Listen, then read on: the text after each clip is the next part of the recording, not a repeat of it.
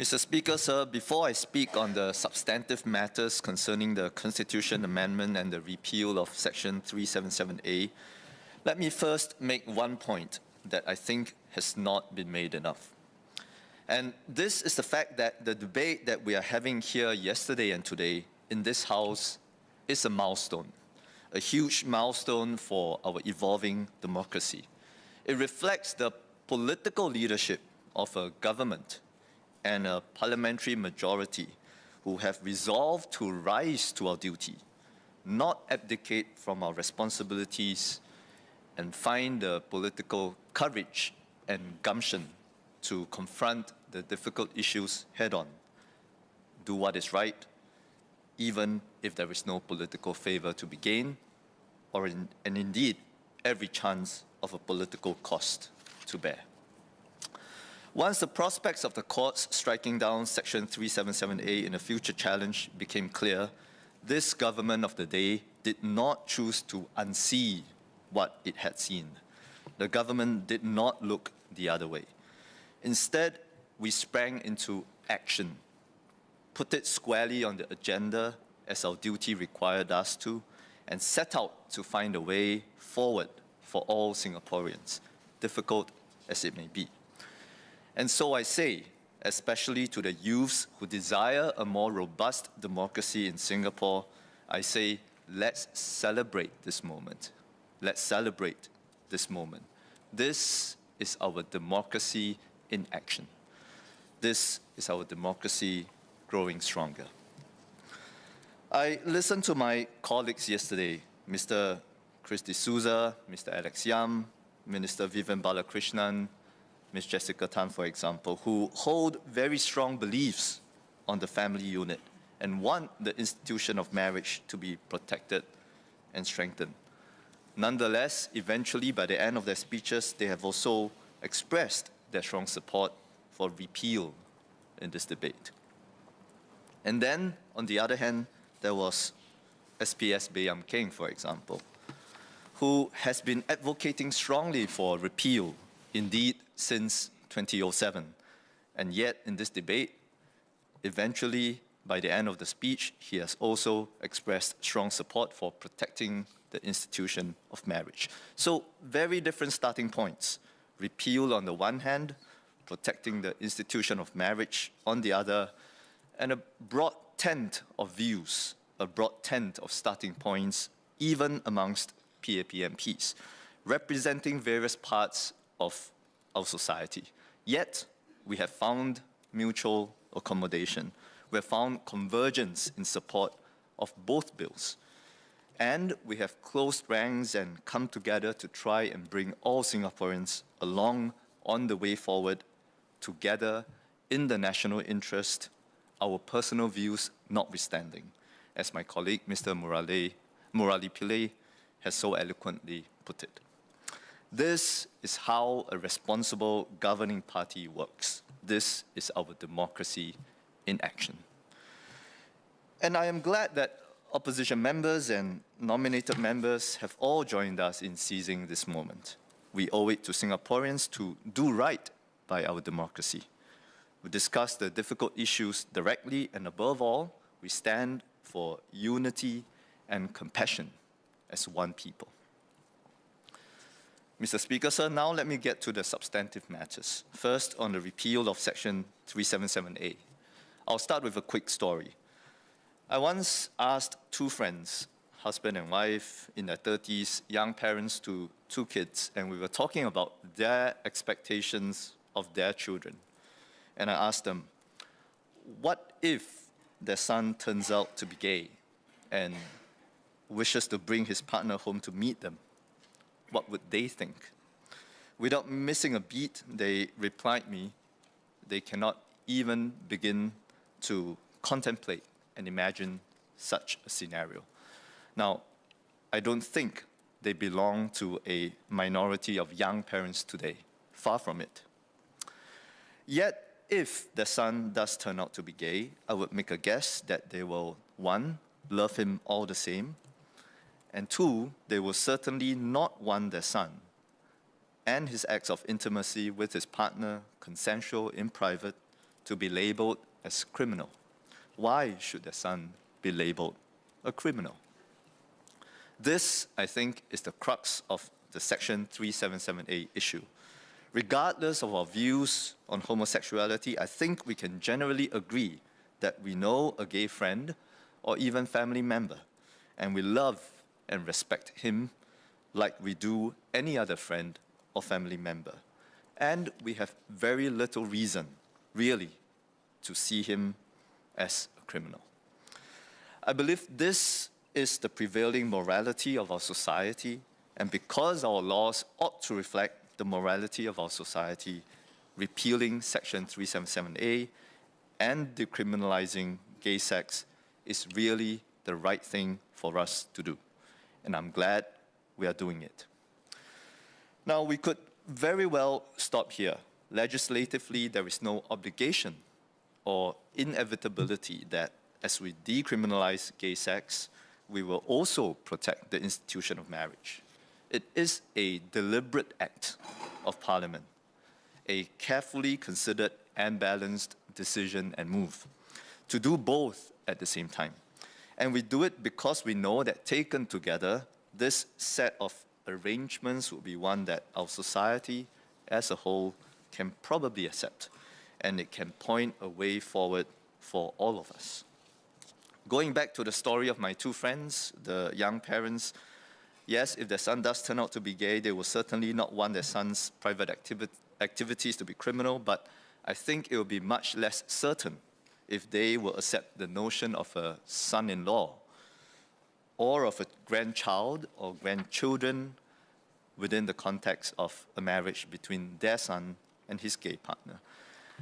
And I think they would also completely understand if their friends were to turn to them and say, look, we really will not agree to allowing your son to marry here in Singapore because it runs against our beliefs and it runs against what we would like our children and our grandchildren to believe about marriage, or at least what we would like our children and grandchildren to see and hear for themselves before forming their own conclusions.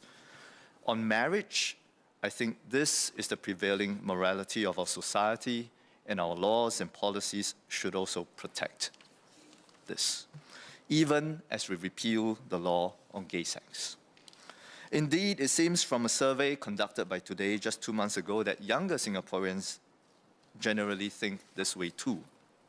68% view the repeal of 377A positively, and at the same time, an almost equal proportion wishes to uphold the current definition of marriage between one man and one woman.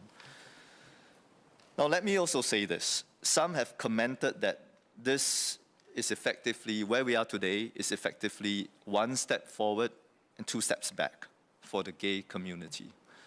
I have to respectfully disagree. I think this is real progress. Gay sex is decriminalized in Singapore, finally, and at the same time, we are coming together as a society and coming to terms with the reality that a majority of us are not yet ready to give up our fundamental beliefs, including on marriage, and so let's find a balance. Let's find mutual accommodation. This is a mark of our maturing society. This is real progress. Now, some, on the other hand, have characterized the repeal as a capitulation by the government and society at large to the relentless campaigns and militant advocacy of some gay rights activists. I think this is quite unfair too. I believe instead that this change is about all of us, our society as a whole, maturing, progressing organically. Change takes time, and this change has taken quite some time. But this change has not been precipitated by the narrow words or actions or deeds of a few. I think this change represents part of our broader progress towards becoming a more inclusive society in various dimensions, various other dimensions like wage level, age, disabilities, mental health, and yes, we have become more inclusive on the dimension of sexual orientation too. Sir, in Mandarin, please. 议长先生，为人父母的是想想，如果有一天您的儿子告诉您，爸妈，我是同性恋，我有伴了，我想带他来见你们，您会怎么想？您会怎么说？这或许是很纠结、很令人折腾的一个设想，我也不愿任何为人父母的会经历这样子的考验。但是如果这正是当前的事实，那我猜想我们的反应，首先应该会是：第一，我们对孩子的爱仍然不变；再来，我们也绝对不会希望儿子会因为他的性倾向和性行为被视为罪犯。这第二点正是刑事法典377A 条文折射的核心问题。无论我们对同性恋、对男男恋爱有怎样的态度和理念，我们生活圈子里应该都有认识同性恋的朋友，甚至是亲人。他们就像任何人一样值得被疼爱，一样值得被尊重。我想我们也可以认同，我们没有什么理由为依据，可以把他们男男之间私底下的性爱行为视为刑事罪行，这是不人道、不正义的。所以我支持废除377A 条文，这是我们作为一个包容社会应该做的，责无旁贷。当然，我也非常理解，很多国人会担忧废除377A 之后会有怎样的后果。同性恋人权主义者又会有怎样的提倡和争论？如果废除377A 之后的下一步是同性婚姻的认同和许可，我们现今社会的规范和核心价值理念又该何去何从？国人的这些顾虑是非常根本、非常重要的。也正因如此，政府在废除377A 的同时，也提议修正宪法，保护目前的婚姻定义。昨天，政务部长孙雪玲也指出了，这反映了政府就377A 课题以及在顾及社会各个群体的担忧和考量中所投入的极大心思。我想说的是，这两项法案同时也反映了一个负责任的政府和国会应有的政治勇气、骨气和魄力。377A 课题虽然困难，我们并没有退缩，我们并没有失责。古人有句话：“治国有常而利民为本，政教有经而令行为上。”治国有常而利民为本，说的就是治国最根本的法则是让人民获利。那政府坦然正视问题，寻找折中的方向，通过这两项法案，政府做到了。政教有经而令行为上，意思就是政治教化最紧要的是让政令畅通无阻，让政令畅通无阻。所以，人民行动党在就这两项法案中，并没有举起党鞭。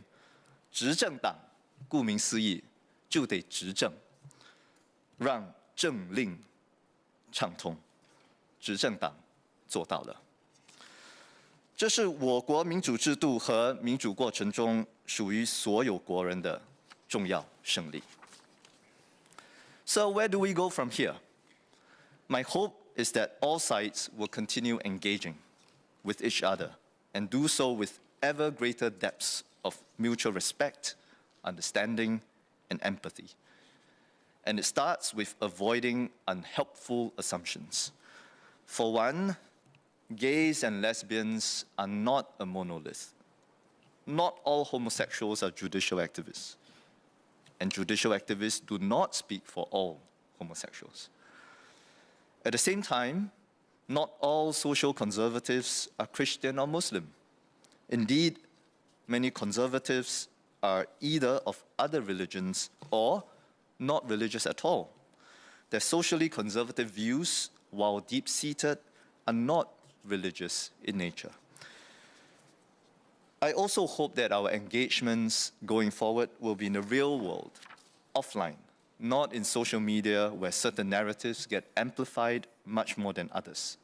Social media creates echo chambers, and not all equally. Some chambers may be small, but the echoes are especially loud, and they reverberate well beyond the realms of the chambers themselves.